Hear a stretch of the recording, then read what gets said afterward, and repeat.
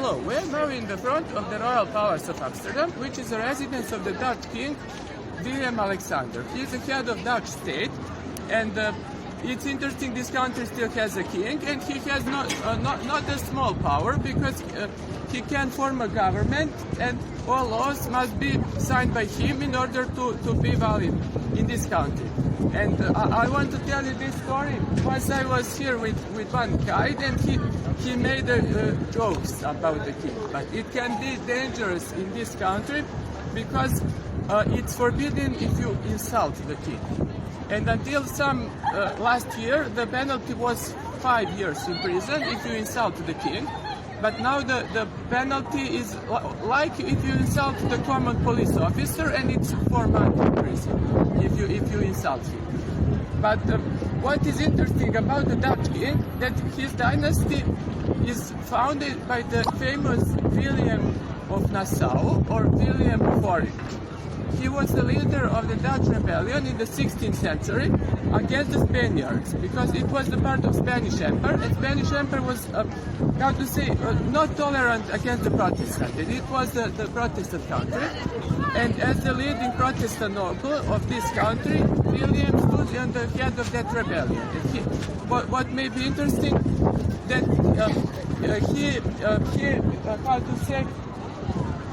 he is called silent, but because when the French king told him how he will persecute the Protestants, he thought that William would agree with that, but William was only silent. He didn't tell anything, and after that he told to Protestants that there will be harassment of them, and they was prepared for that. And also about the William, I would like to say to you that the current Dutch anthem is about himself. It's called Wilhelmus, and the start of this anthem is this. My name is William of Nassau. I am prince of the German blood, and I always respected the Spanish king. So it's very interesting. It's a kind of cosmopolitan anthem, because we have German blood and Spanish king and all those. And after that revolt succeeded, the Dutch country, the Netherlands, because she became the first republic in Europe, first civil merchant republic, in which the merchant civil class was the leading power, not the aristocracy or the monarchy. And what is very interesting, I want to tell you how that first republic became today one of the monarchies, one of the 10 monarchies in Europe. It's I think, interesting story, and I will tell it to you. Soon after William was killed, his son Boris had a large opposition, because that opposition told that the son of the previous stadtholder, a stadtholder is like a president, like a leader of country, should not be the next.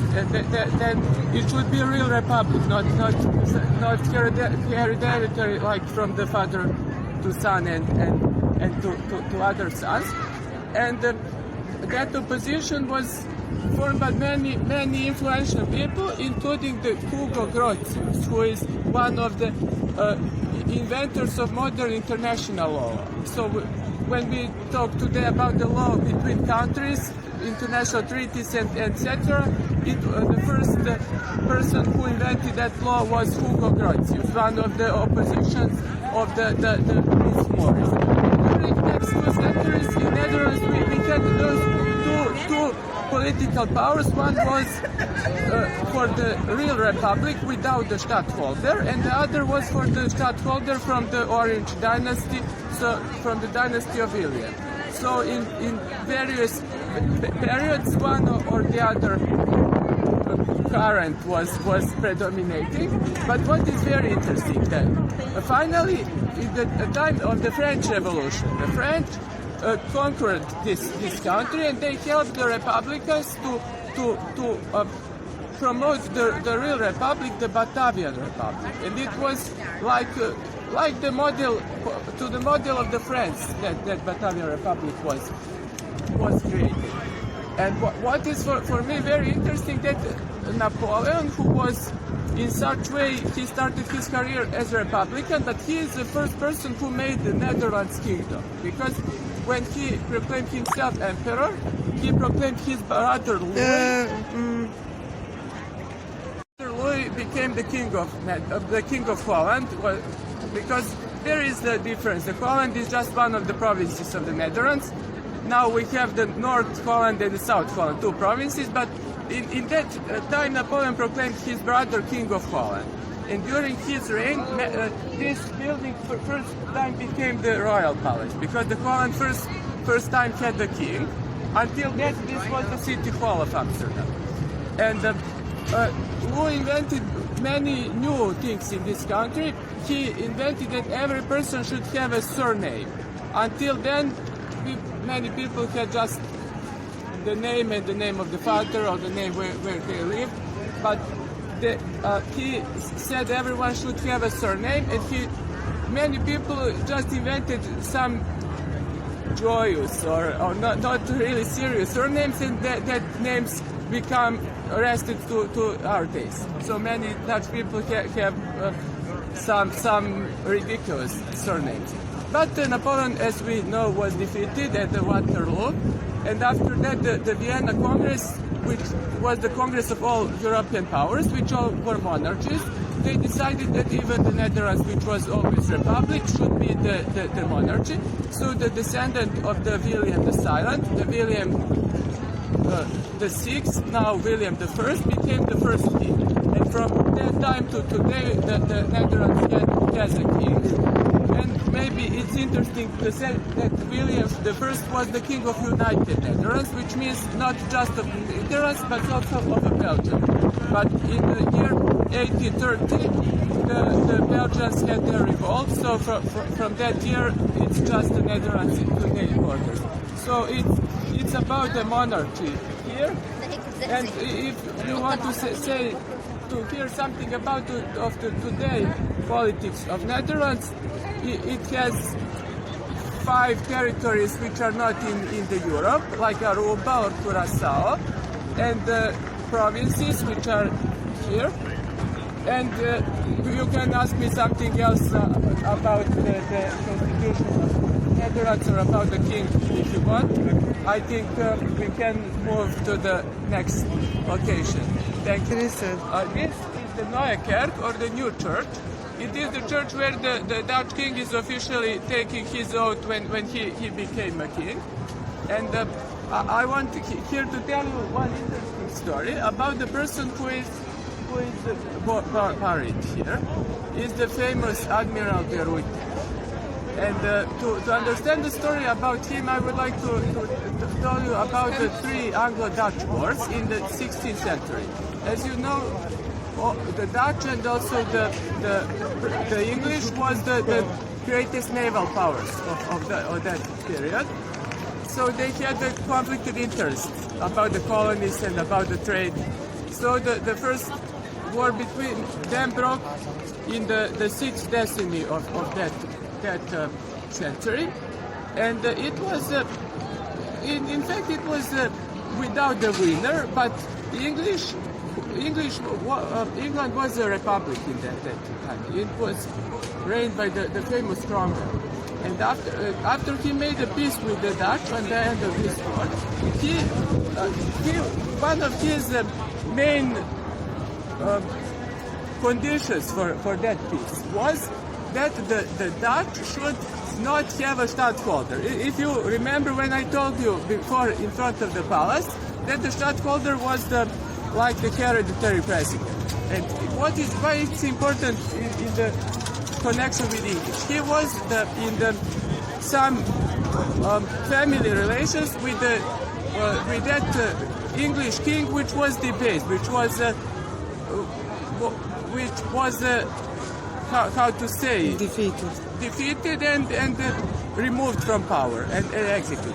So the England thought, the Republic of England, that if that person which is related to their previous king was in power in Netherlands, so the Netherlands will always be their enemy. So they made a secret secret pact that the Holland will be again without that stadtholder. But after in the year of 1660, in the England, the king returned, the son of that deposed king. And that son was very angry on the Dutch, and he wanted to start a new war. And to appease him, the Dutch knew that he was known as a joyous monarch. And he loved the art and the beautifulness of life, and he loved all beautiful stuff. So the Dutch presented to him the best objects of the Dutch art, and it was known in history as the Dutch gift, because the Dutch gave him enormous collections of the paintings, of the statues and etc.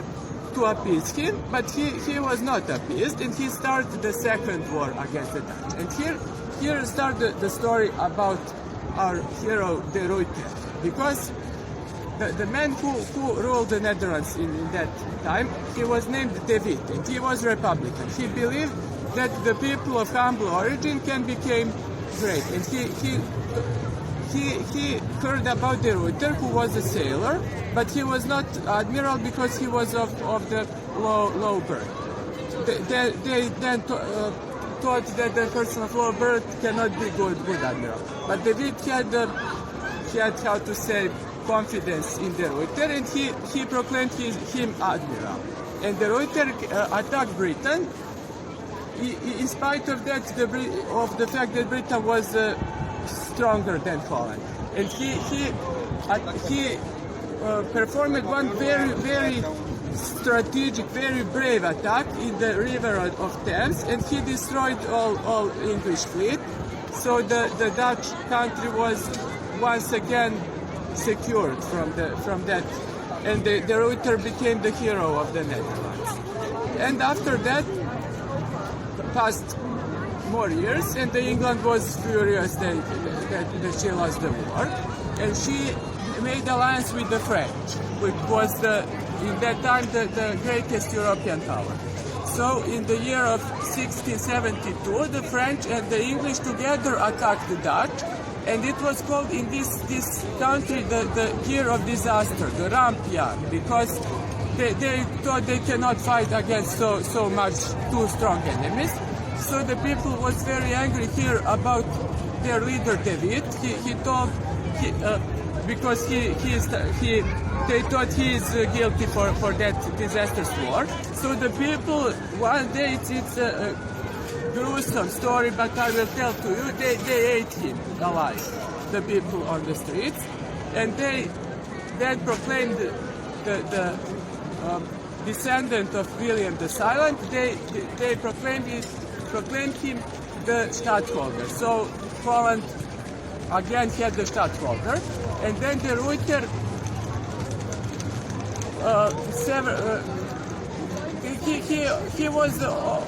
he started the new campaign against the British, and he saved the Holland third time. He defeated the English people. So third time the Holland was saved from the England, but it lost the New York. It's interesting. The New York was the new Amsterdam. It was the Dutch city, but it became English.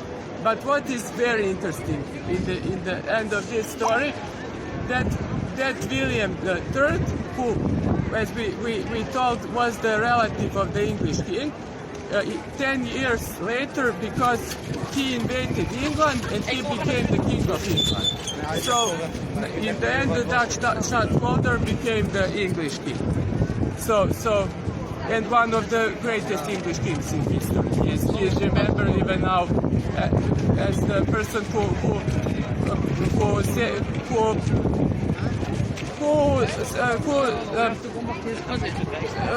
stopped the rebellion in Ireland, and he is very respected in today's Britain, especially in Northern Ireland.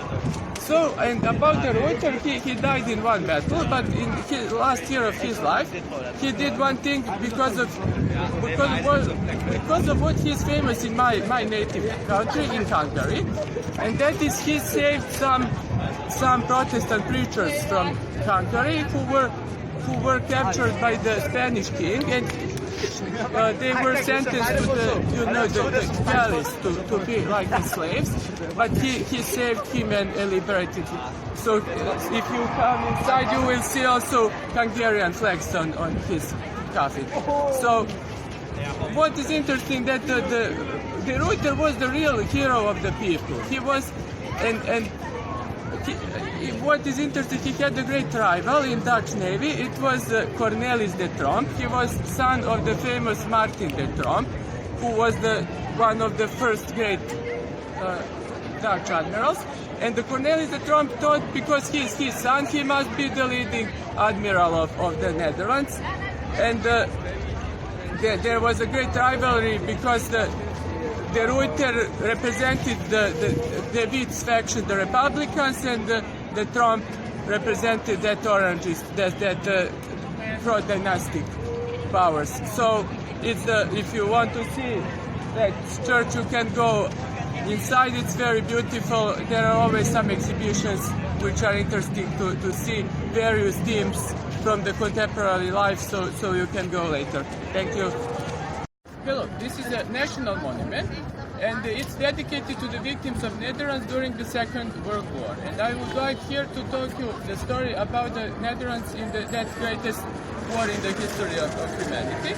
But to start with the situation before that war, I must tell you that the Netherlands was a very interesting society because it had something which was named pillarization.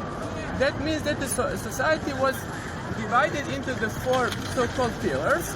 That was the socialists, the liberals, the Protestants, and the Catholics. And that pillar was like a society for itself. It had the schools, the newspapers, the clubs, anything. There was like four societies in one, and they were very, very, how to say, divided. Their marriage just before between those groups, and they had acquaintance just. So that was, and the Netherlands was proclaimed neutral country. That means it did not want to participate in any wars. But as you know, Hitler had his great plan to conquer France, and because France has a good defensive line on its border with Germany. Sorry. Hitler saw that the easiest way to capture, to destroy France is to attack Netherlands and Belgium.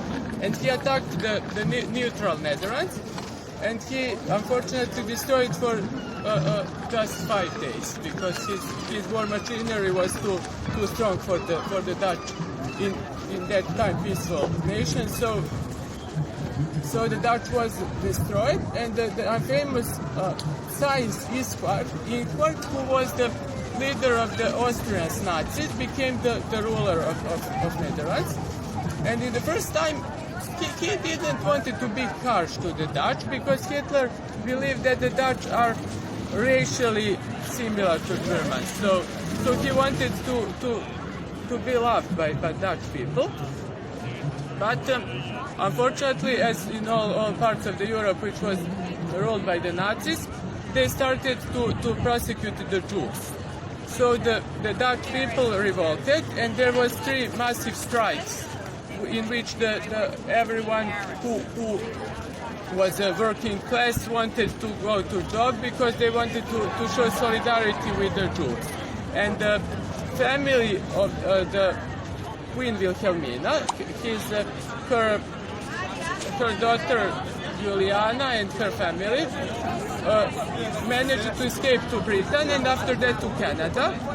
And even one Dutch princess was born in Canada in some hotel which was proclaimed by the Canadian government that it will be the soil of Dutch.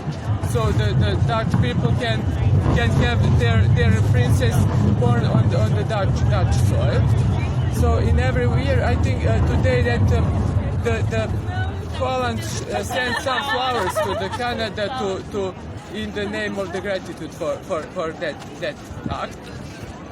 So what happened here when the royal family was missing? some people started some kind of collaboration with the Nazis, and the others started making revolt, especially the communists and the Protestants and the Catholics started to revolt. They made a secret resistance, like in France, like in other European countries. And it's an interesting story that there was different forms of the resistance. For example, one couple, married couple, they named their children they gave them the names of the Dutch princesses and prince and members of royal family. So when in the newspaper they said they gave like the how to say advertisement about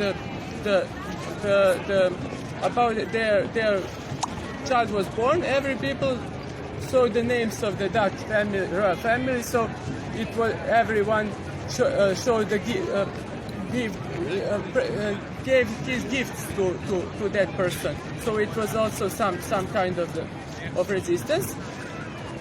And there was some organization which was called the Union, the Dutch Union, and they wanted to not to openly resist, but to prevent the people to not become real Nazis, but to arrest Dutch patriots. And the most horrible year for the Dutch people during the war was the last year of the war, when the Allied forces disembarked, because the Germans took all the food from the Netherlands, so the people were starving to death. And there is also one maybe interesting story, because during the war it was forbidden for Dutch people to drive a bicycle. And for Dutch people, as you can see even today, his phone is not the best. This is why we are doing such way. So I talked about the Prince Klaus, who in the end he became very popular here, and people today. He died by people who still love him, but it was in the beginning it was hard for them to accept the former German soldier as their prince. So they had some slogan like give us back our bicycles, because Germans took their bicycles during the Second World War. So after the war, Netherlands became very quickly the founding member of the European Community, which is today European Union. But the memories are still fresh, and the tragic story about Holocaust, about which we will talk later more, still is sad for everyone in this country. And if you want to know something about this monument,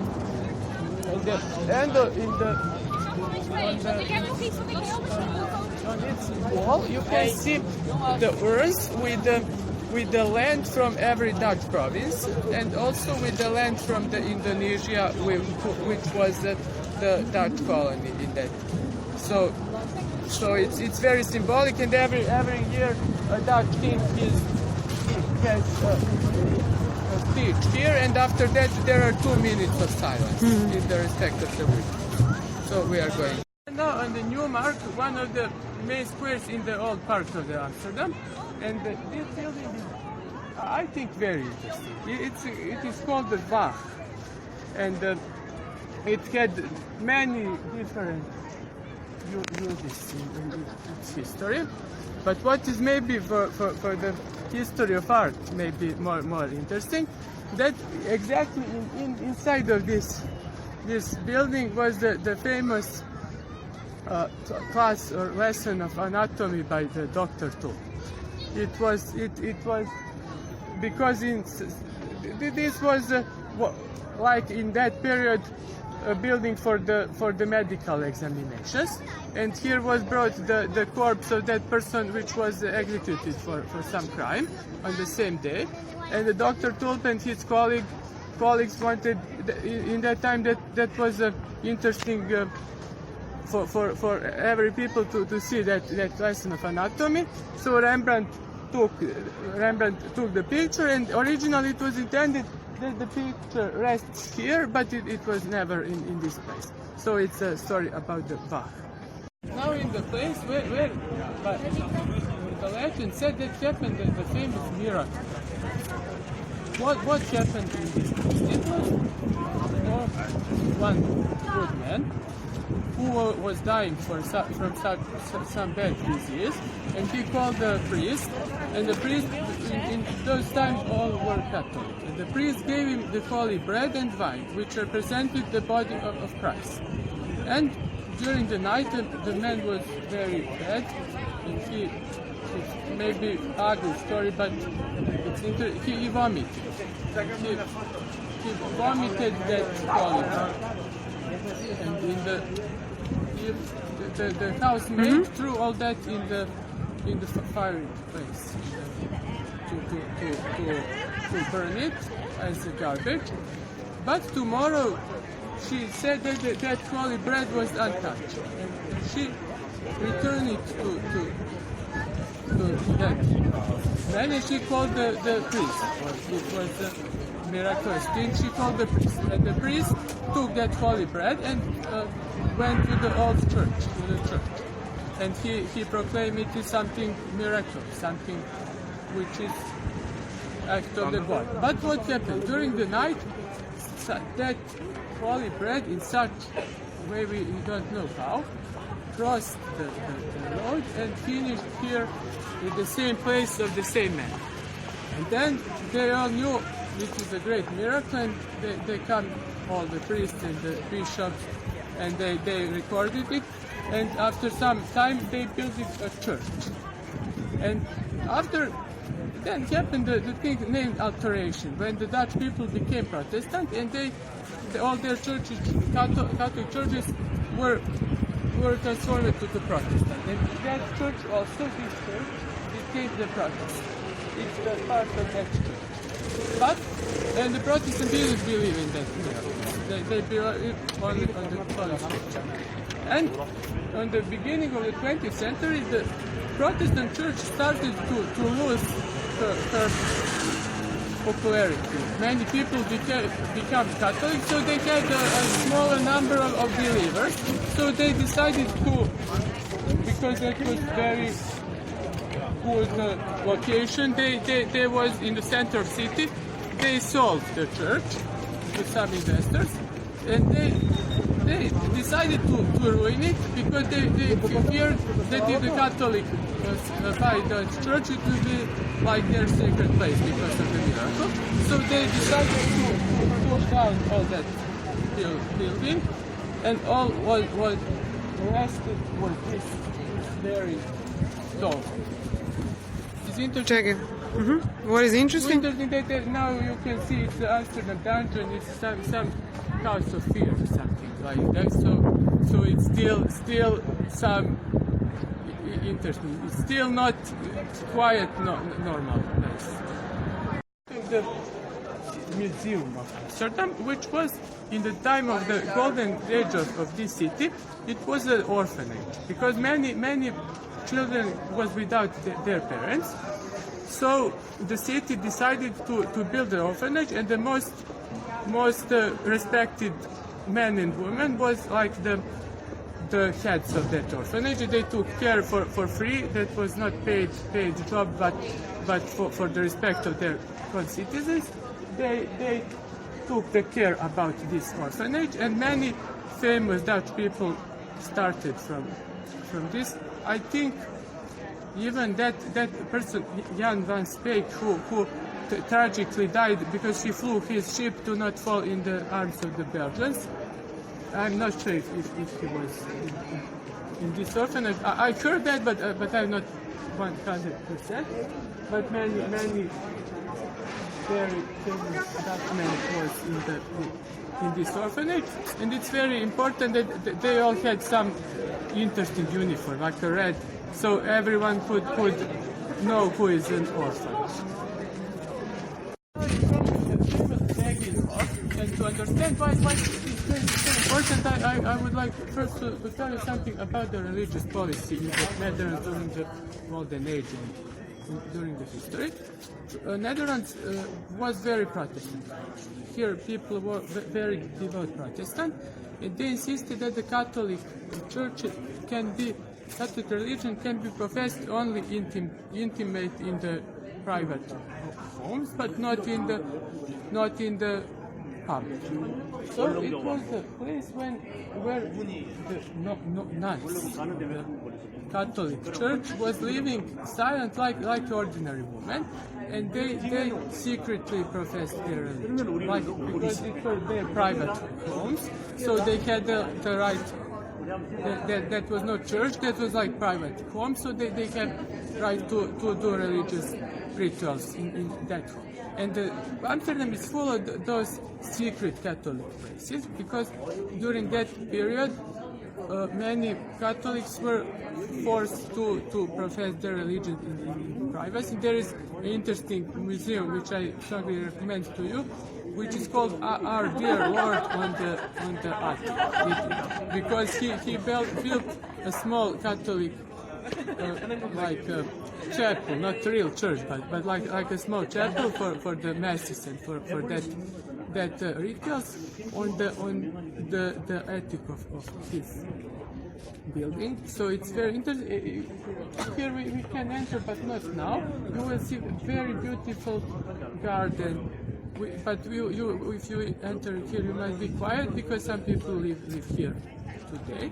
And the nuns lived there until the times of revolution, until the 1795. But they managed to live their Catholic life in one of the most Protestant cities in Europe. So that's why Begnikov is interesting. Topic houses. We must understand that all this city was built on the place where was just the sea and nothing else. And Amsterdam was built after the Great Dam was built on the river Amsterdam. It's how it got its name, Amsterdam. So this soil is not intended to support such big houses with the stones and all of that. And there is a saying, that God created the whole universe, the whole earth, but the Netherlands was created by the Dutch men and women, by Dutch people. And it's because if there was not so great achievements of Dutch people, so that hard work, so that fight against the nature, against the sea, building all that canals, building the polders, building all of that, all this beautiful country wouldn't exist. But it has some bad results. One of them, if you agree with me, that it's bad. Some people would say it's quite sympathetic, interesting, but it may be if it can fail someone, it's dangerous. So the soil is not better for the building of houses. So that's one explanation why we have such many houses. So this is the giant head of the famous Luka Pušić. It was not his real name. He has a real Dutch name, which is different from this.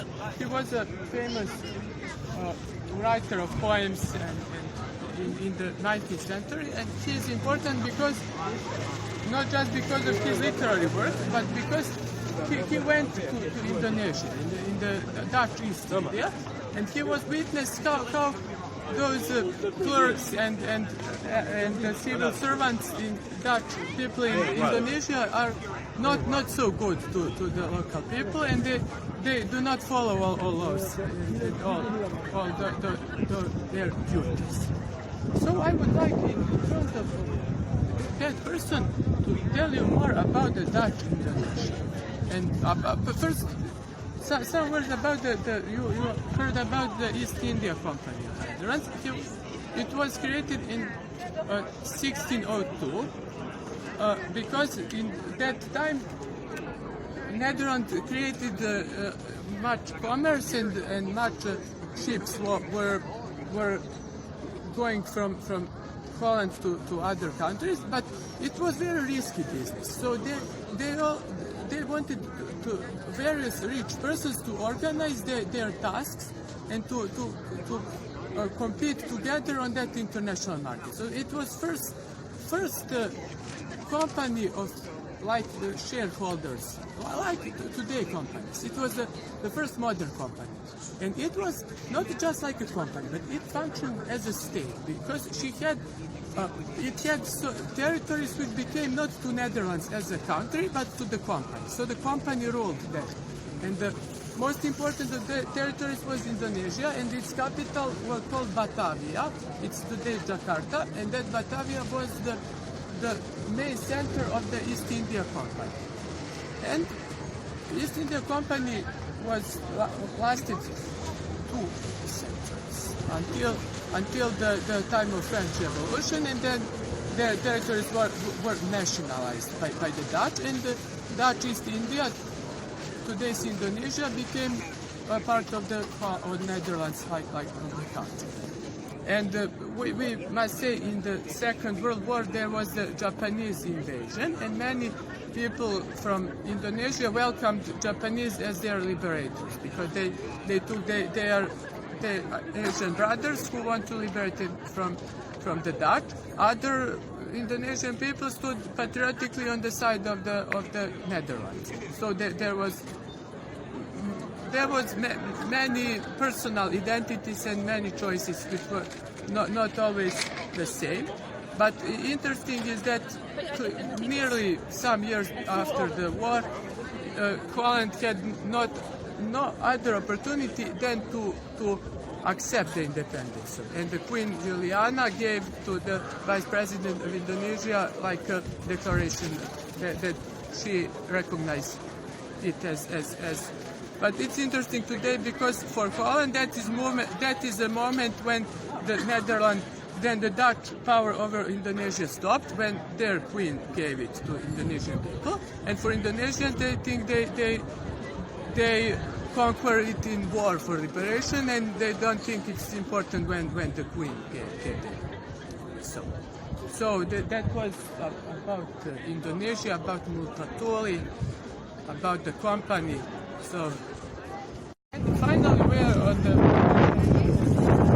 one of the most visited places in the city, but also one of the saddest places, not just in this city, but maybe in Europe.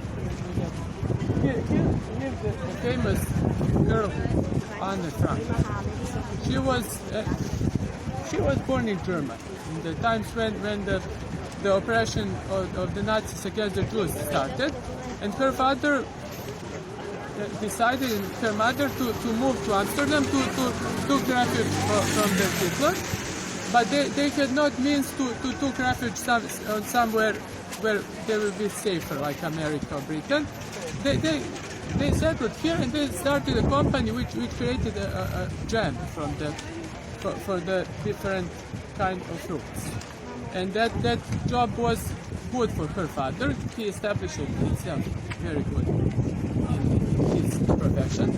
But unfortunately, as you remember, we talked about this, Netherlands was captured by Germany for just 5 days. And all that anti-Semitic laws from Germany started to be implemented here by the notorious Nazis, the notorious Nazis.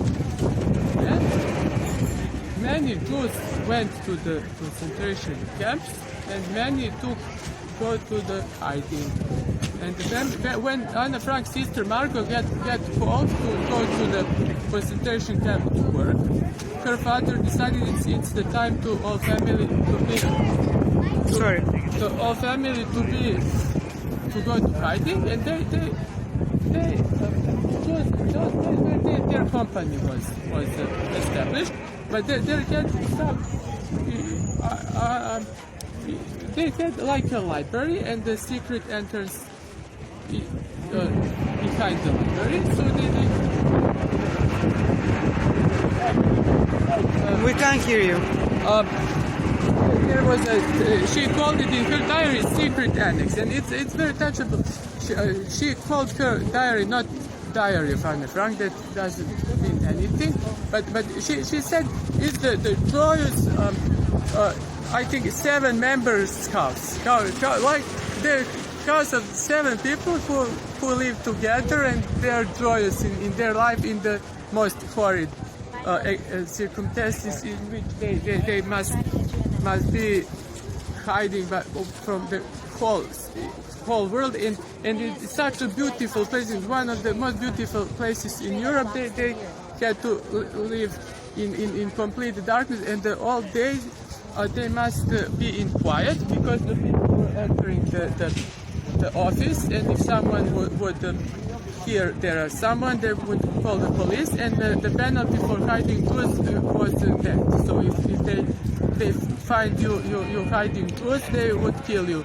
So that person Meep and the other persons who stayed down the front were very, very brave and wonderful persons.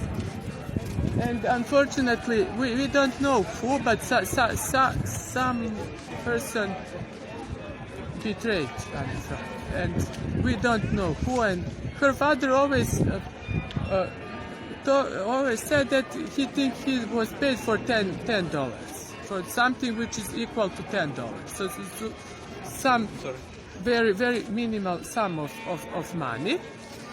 So she was taken by Germans to Bergen-Belsen. It was the camp for the hard work, and she died from the horrible situation. No, she hadn't to eat. It was very cold, and she died. And her sister and mother, and the father survived. He survived Auschwitz, and he founded her foundation in order to prevent any other crime like a Holocaust. We are now in the end of this tour, and I hope it was interesting to you to hear some information for me. And I would like to thank my wonderful friend Lenka Bajcetic, who took this video, because she had to write her master work on but she decided to help me. So thank you, Lenka. Goodbye, people. We are now in the start of our tour. I would like to introduce myself. My name is Luka Pušić. I will be your guide today. I will talk to you about some interesting place which I am going to show you. So if you want, you can also introduce to yourself to tell me in some phrases from which country you are, what are you doing, why are you on this tour. And I invite you that during this tour to not be just to me talking and you listen, but to everyone talk together. If you know something, feel free to say. You will enrich this experience to all of us. So let's talk together about this city, Amsterdam, about the history of Netherlands, about the culture, and I hope you will enjoy this tour 2 hours. So, dear people, we have now 5 minutes to make some little break. If someone wants to go to the inside to the restroom, it's also possible. You can. We will meet here in this exact location in 5 minutes, so we can talk. You can ask me in that time something else if you want, or we can just wait for those who are going to the restroom, and after that we are going to continue our tour. Main thing for driving, the bicycle is part of the Dutch culture. So when the bicycles were forbidden, some years the war was there, and the Dutch princess wanted to marry the future prince, who was at the time he was young. He was a German soldier, and part of the Hitler. Not his choice. All German kids, that was their obligation. But for Dutch people, the memories were still fresh, and there was very difficult to accept a former German soldier as their prince. So this is Westerkerk, or the Western Church. It's the largest church in Amsterdam, and it's important because here is the great Rembrandt is buried inside. and also it's very interesting because of its tower. We cannot see for information, but the tower is interesting. It has the crown of Holy Roman Emperor Maximilian on the top, because in some war long time ago, people of Amsterdam helped him, so he offered his crown to be the ownership of the city of Amsterdam. So that's why the crown is on the top of the tower. And interesting that changed the crown. I cannot tell you, sorry, because we don't see it.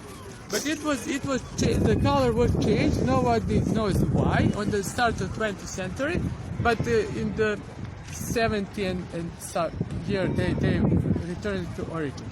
But there is one, if you remember when I talked to you about the Reuter in front of the new church, there is one interesting story from the Second World War. Because we know, we will talk later, that this is the house of Anna Frank, it's very near.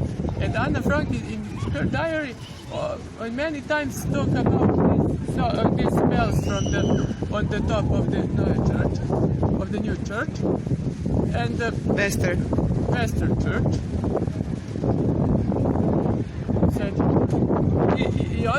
And she talked about that bells, and in one time of her diary that bells just are not anymore. She cannot hear them. So she wrote that she's very sad because there is not such familiar voice of that. But what really happened? Hitler needed everything to put into to create his war machine. He wanted to get bells to turn them into the war machine, that material of them. But the people of Amsterdam had a good idea, because they knew Hitler wanted in his propaganda to explore the person of De Ruyter, because De Ruyter was fighting against the Englishmen, if you remember when I talked to you. And also Hitler was fighting against the Englishmen. If you remember, I said to you, Hitler wanted Dutch people to love him. So for him it was very important to connect De Ruyter with himself, also as a man of humble origin who became something very. So he wanted to be identified in Dutch hearts with De Ruyter. And then the people of Amsterdam said that these bells were ringing on the days when De Ruyter was buried. And they said to Hitler it would be very bad if there will be erased one memory of De Ruyter, who is so in our hearts, important in our battle against England, in your battle against England. And Hitler saw that maybe that bells could be useful. So they stayed, but this story was invented. There is no any real documentary about the ringing of those bells on the day when De Ruyter was there. So it was maybe some clever idea of someone. And here we can see this triangle. This is the monument, the Como monument. It's the monument dedicated to all persons which were harassed or killed or imprisoned because of their homosexual, homosexual orientation. So there is the ultimate desire which is greater than friendship. So I understand this as they pretended that they are friends in front of society, but those gay couples were more than friends. They were loving each other, but they were forbidden to show. And I saw it in one movie. It's very sad. Amsterdam was always a liberal city, but not so liberal. And in that period we called the Golden Era. Unfortunately, the penalty for being homosexual was to be put in some very heavy object, to be put on your neck and to be thrown into the sea. So Amsterdam was not too liberal. It was in some ways it was more conservative than many cities. So, for example, in Italy, in Spain, in that years, the homosexuals were not so severely punished. That was forbidden, but in practice there was no such. And to illustrate to you how Amsterdam was conservative, the people it was forbidden to have